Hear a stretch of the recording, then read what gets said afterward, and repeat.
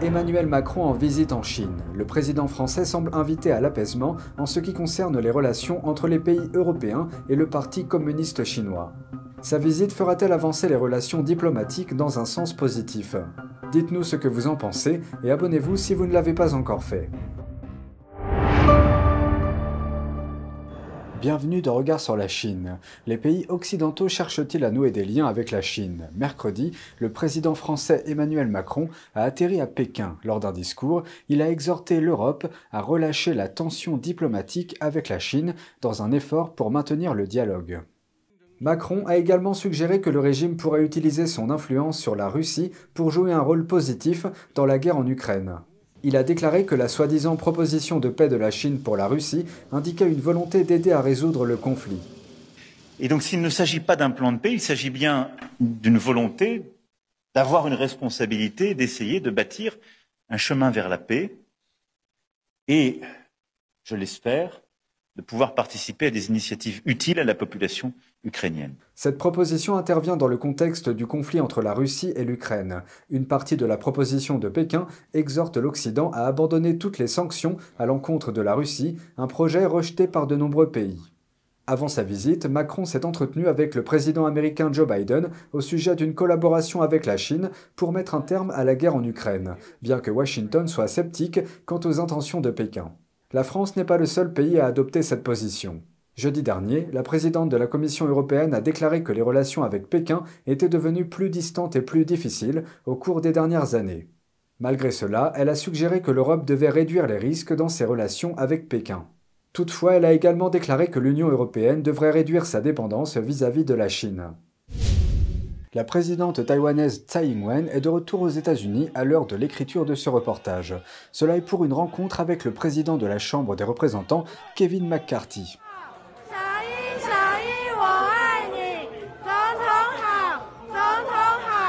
En tant que président de la Chambre des représentants, McCarthy est le troisième plus haut responsable américain après le président et le vice-président. Un groupe bipartisan de législateurs a également assisté à l'événement. La Chine s'est emportée, déclarant que la visite ne fera que renforcer la volonté et la détermination du peuple chinois à partager un ennemi commun et à soutenir l'unité nationale. Les États-Unis ont répondu, le secrétaire d'État Antony Blinken soulignant que cette visite n'avait rien de nouveau. En fait, tous les présidents taïwanais sont passés par les États-Unis à un moment ou à un autre. Ajoutant que la Chine ne devrait pas en tirer de prétexte pour attiser les tensions. La Chine ne devrait pas utiliser ces passages comme un prétexte pour agir dans le but d'accroître les tensions. Le ministère taïwanais de la Défense a déclaré mercredi qu'un groupe de porte-avions chinois se trouvait dans les eaux au large de la côte sud-est de l'île. La Chine considère Taïwan, qui est gouverné démocratiquement, comme son propre territoire et a mis en garde contre des représailles non spécifiées si la réunion diplomatique avait lieu. La Chine a organisé des jeux de guerre autour de Taïwan en août dernier, à la suite de la visite à Taipei de la présidente de la Chambre des représentants de l'époque, Nancy Pelosi. Un groupe de porte-avions chinois a été repéré au large de la côte sud-est de l'île. Selon le ministère taïwanais de la Défense, cela s'est produit le jour même où la présidente de Taïwan, Tsai Ing-wen, a rencontré le président de la Chambre des représentants des États-Unis, Kevin McCarthy. Mais certains habitants de Taipei, la capitale de Taïwan, se disent très sereins. Il se peut qu'ils imposent des sanctions ou que certains de nos produits agricoles soient renvoyés, etc. Nous prendrons les choses comme elles viennent. C'est la vie, n'est-ce pas? Un autre habitant a déclaré que ce que fait la Chine pourrait même être utile à la visibilité de Taïwan. Ensuite, imaginez une substance jusqu'à 50 fois plus puissante que l'héroïne et capable de causer des milliers de morts chaque année. Pire encore, les gens ne peuvent ni la voir, ni la goûter, ni la sentir. Il est question du fentanyl, un violent opioïde de synthèse. Il est très répandu, souvent mélangé à d'autres drogues, car il est bon marché et très puissant, et certains pays réagissent. Nous nous adressons à vous, Monsieur le Président Xi Jinping, pour des raisons humanitaires, afin que vous nous aidiez à contrôler les envois de fentanyl susceptibles d'être expédiés de Chine vers notre pays. Le président du Mexique demande de l'aide à Pékin. La ville de Mexico répond aux critiques américaines selon lesquelles le pays n'en fait pas assez pour stopper le trafic de cet opioïde de synthèse. Certains suggèrent même que Washington devrait intervenir militairement au Mexique.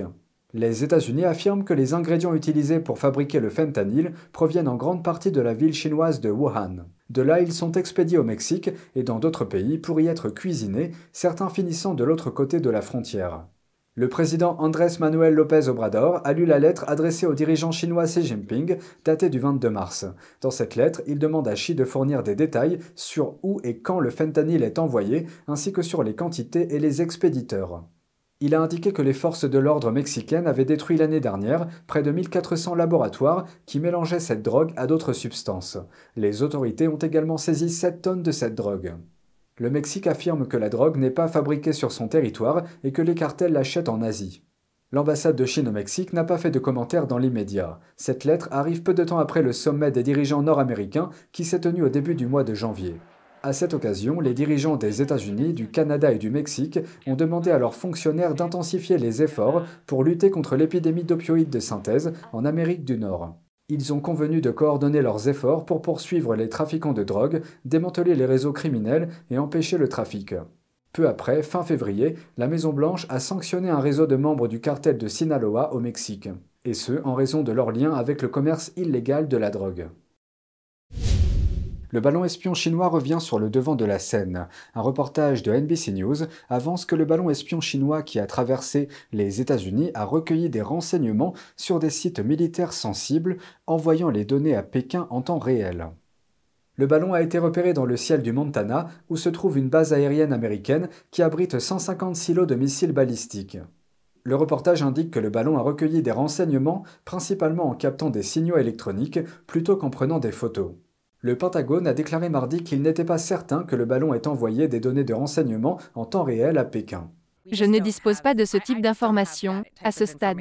Vous dites que ce n'est pas confirmé à ce stade? Ce n'est pas confirmé à ce stade. Le porte-parole de la Maison-Blanche, John Kirby, a déclaré que des mesures avaient été prises pour limiter ce que le ballon pouvait recueillir. Le Pentagone se dit également confiant dans ces mesures d'atténuation. Je sais que mes réponses sont redondantes. Mais ce que nous savons, c'est que l'objectif de ce ballon était la surveillance et que les mesures que nous avons mises en place n'ont eu qu'une valeur ajoutée, limitée par rapport à ce qu'ils ont pu collecter sur nos sites sensibles. Peut-être voulez-vous dire que les efforts d'atténuation sont limités? C'est exact. Pardonnez-moi. Les efforts d'atténuation que nous avons mis en place ont eu peu de valeur ajoutée pour la RPC. RPC est l'abréviation de République populaire de Chine. Le ministère des Affaires étrangères du régime a déclaré mardi que le ballon était un cas accidentel et isolé. Et c'est tout pour aujourd'hui, merci d'avoir suivi Regard sur la Chine. On se retrouve lundi pour une nouvelle émission. Prenez soin de vous et à bientôt.